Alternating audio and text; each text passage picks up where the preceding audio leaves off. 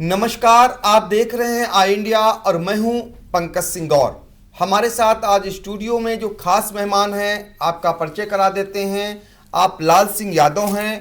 पहले तो आपका स्वागत। और हम आपको बता दें कि जो आज या यूं कहिए जो सुप्रीम कोर्ट में एक एसएलपी दाखिल हुई है वो याचिकाकर्ताओं में लाल सिंह यादव भी शामिल हैं। हालांकि प्रदेश के कई याचिकाकर्ता हैं जिनमें से एक सीतापुर के लाल सिंह यादव भी शामिल हैं। उनसे हम बात करेंगे। पहले आपको बता दें कि जो सुप्रीम कोर्ट में एसएलपी दाखिल हुई है वो मामला यह है कि जो पंचायत चुनाव को लेकर के जो आरक्षण की प्रक्रिया अपनाई जा रही है, यानी हाई कोर्ट के आदेश के बाद दूसरी बार जो आरक्षण की प्रक्रिया अपनाई जा रही है उसकी अंतिम सूची भी आज प्रकाशित कर दी गई है। उसको लेकर के उसके विरुद्ध यानी हाई कोर्ट के निर्णय के विरुद्ध सुप्रीम कोर्ट में जनहित याचिका दायर की गई है। और इस जनहित याचिका को क्यों दायर किया गया है और क्या इनका कहना है, आइए हम लाल सिंह यादव से ही जान लेते हैं, फिर आगे चर्चा करेंगे। पूरा मामला क्या है, आप लोग क्यों सुप्रीम कोर्ट गए? देखिए, हम लोगों का जो मानना है कि आज तक जो पंचायत आरक्षण रहा, 94 में जब एक व्यवस्था आई कि हम पंचायतों में रोटेशन का आरक्षण देंगे, 95 से लेकर के 2015 तक जो आरक्षण रहा, अब जो नई व्यवस्था आई थी पंचायत राज एक्ट में जो 11वां संशोधन हुआ था, उसके अनुसार जो वंचित थे उनको आरक्षण मिल रहा था। और जो अभी सूची आई थी 11वें संशोधन के बाद 11 फरवरी के आदेश में, जीओ में, शासनादेश में, तो लगभग पूरा होता दिखाई दे रहा था और लोग संतुष्ट भी थे।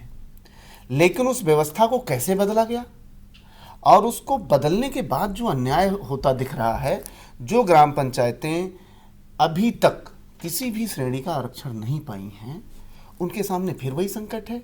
जो आरक्षण में रह चुकी हैं वो 4-4 बार आरक्षित हो जा रही हैं।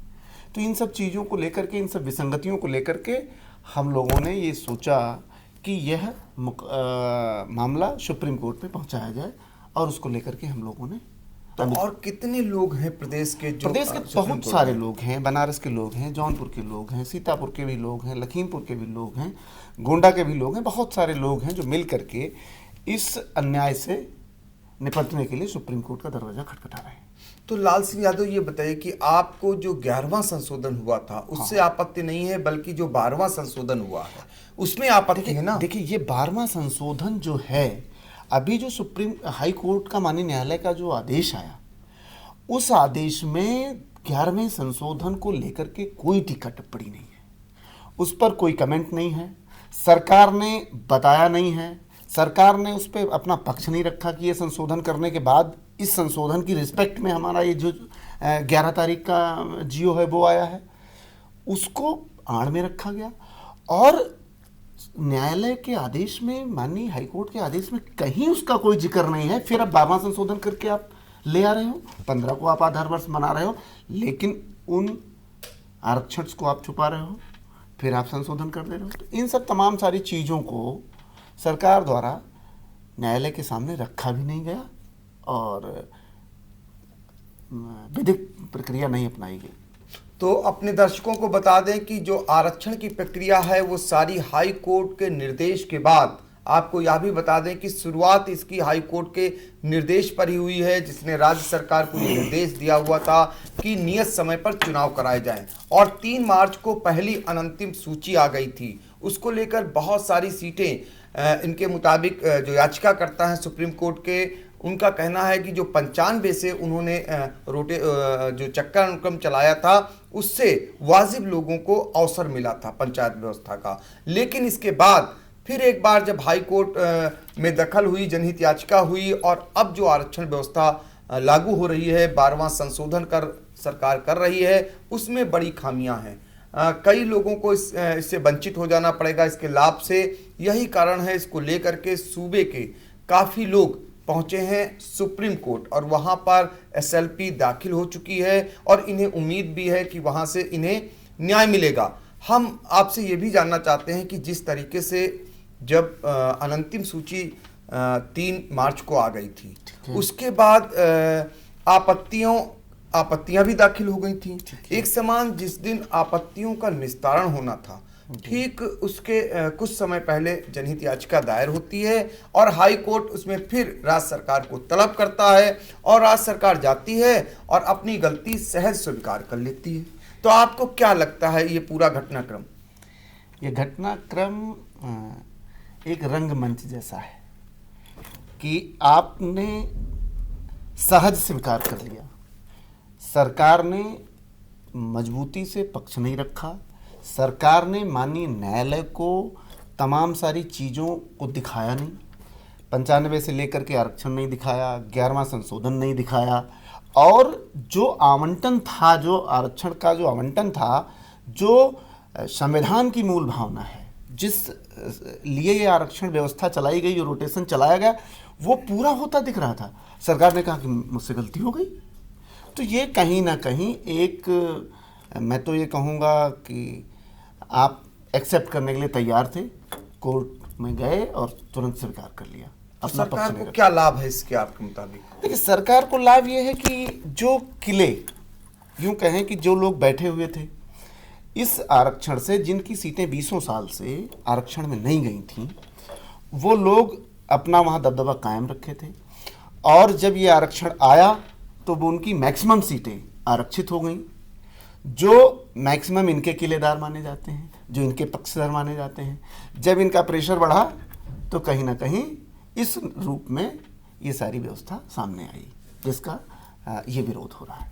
तो आई इंडिया के दर्शकों को एक बात फिर बता दें, पंचायत चुनाव से जुड़ी हुई हर एक छोटी बड़ी खबर ऑथेंटिक तरीके से आपको आई इंडिया पहुंचा रहा है। इससे पहले हम आपको, चूंकि एसएलपी जो दाखिल हुई है सुप्रीम कोर्ट में, और जो वकील हैं हाई कोर्ट के अमित सिंह भदौरिया, उनका पक्ष भी आपके सामने आई इंडिया ने रखा। अब इसके बाद जो याचिकाकर्ताओं में से एक याचिकाकर्ता हैं सीतापुर के लाल सिंह यादव, उनसे हम बात कर रहे हैं और उनसे जान रहे हैं कि आप सुप्रीम कोर्ट गए, हाई कोर्ट के आदेश के विपरीत, उसमें आपको क्या खामियां नजर आ रही हैं, और सुप्रीम कोर्ट में जाने के बाद लाल सिंह यादव जी ये बताइए कि वहां से कब उस पर सुनवाई के लिए कोई डेट लगाई गई है? देखिए, माननीय सुप्रीम कोर्ट से हम लोगों को पूरा भरोसा है कि जो खामियां हुई हैं, जो चीज़ें ठीक नहीं हैं, माननीय सुप्रीम कोर्ट से, माननीय न्यायालय से हम लोगों को पूरा उम्मीद है कि पूरी तरह से निष्पक्ष आदेश आएगा और जो वंचित लोग हैं उन्हें आरक्षण मिले। कब तक? ये अगले हफ्ते में सुनवाई हो जाएगी, मंगलवार तक हम लोगों को उम्मीद है, सोमवार मंगलवार में सुनवाई हो जाए, और मुझे पूरा भरोसा है माननीय न्यायालय पर कि वो हम लोगों के पक्ष में, हम लोगों के हित को ध्यान में रखते हुए और संविधान की मूल भावना कि सबको आरक्षण मिले, रोटेशन चलता रहे, और उसको ध्यान में रखते हुए फैसला हम लोगों के पक्ष में आएगा। देखिए, याचिकाकर्ताओं को ये उम्मीद है कि सुप्रीम कोर्ट में मंगलवार तक सुनवाई हो सकती है और उन्हें न्याय मिल सकता है। आपको बता दें, जो हाई कोर्ट के आदेश के बाद जो ये पंचायत में आरक्षण की प्रक्रिया अपनाई जा रही है, इसका नियत समय भी निर्धारित है, 27 मार्च तक अंतिम सूची का प्रकाशन होना है। तो इससे पहले सुप्रीम कोर्ट में आपका कहना है कि सुनवाई होगी और उन्हें न्याय मिलेगा। अब ये तो भविष्य बताएगा और सुप्रीम कोर्ट सुनवाई करके अगला आदेश क्या देता है। फिलहाल जिस तरीके से जो याचिकाकर्ता हैं सीतापुर के, जो सुप्रीम कोर्ट गए हुए हैं पंचायत में आरक्षण की जो प्रक्रिया अपनाई जा रही है उसके विरोध में, उन्हें उम्मीद है कि वहां से उन्हें न्याय मिलेगा, और जो पहले आरक्षण लागू हो रहा था, यानी जो 3 मार्च को अंतिम सूची आई थी, वो इनके मुताबिक सही थी, जिससे दलितों को और पिछड़े वर्गों को लाभ पहुंच रहा था, वाजिब लाभ। लेकिन अब जो आरक्षण लागू हो रहा है उससे वो लोग वंचित हो जाएंगे। आपका यह भी कहना है कि दशकों तक वंचित हो जाएंगे।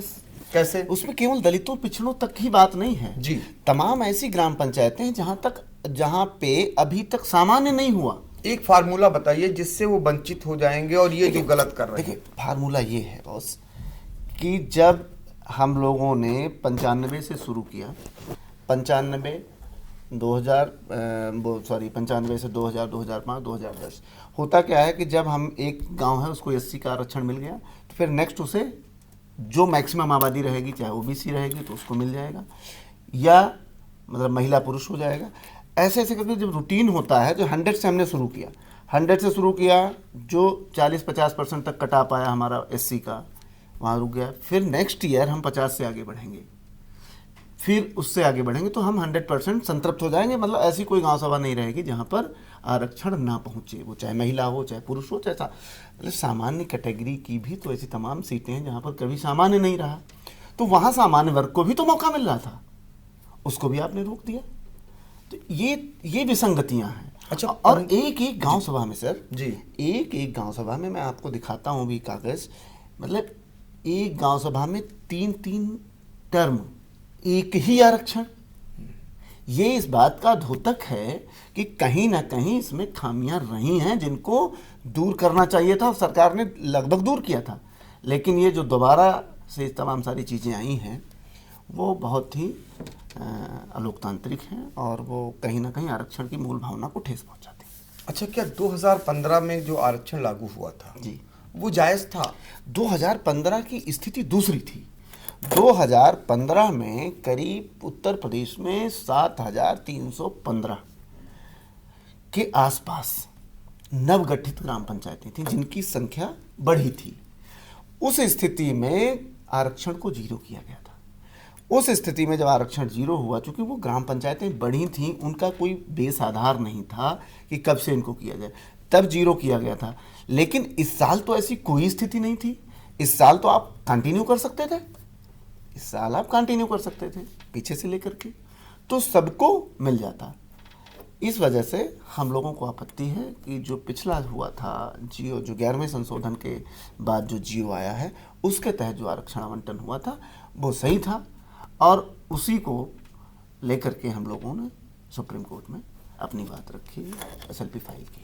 तो पंचायत चुनाव को लेकर जिस तरह पहले हाई कोर्ट निर्देश दे रहा था, अब सुप्रीम कोर्ट में मामला पहुंच गया है। ये दुर्भाग्य कहा जाएगा कि पंचायत जैसा चुनाव और उसको सरकार नहीं समय पर करवा पा रही है, उसको लेकर के उसका जो आरक्षण है वो समय पर नहीं फाइनल करा पा रही है, उसको लेकर के हाई कोर्ट आगे आया और अब सुप्रीम कोर्ट तक मामला पहुंच चुका है।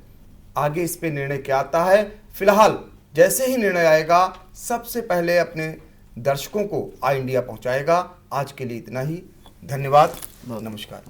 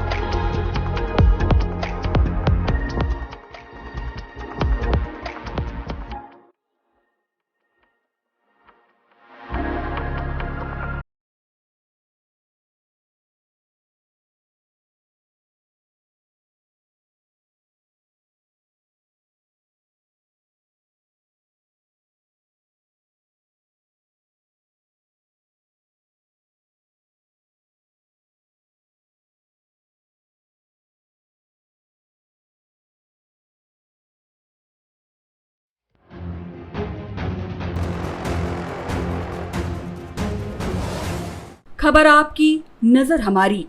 देखते रहिए आई इंडिया।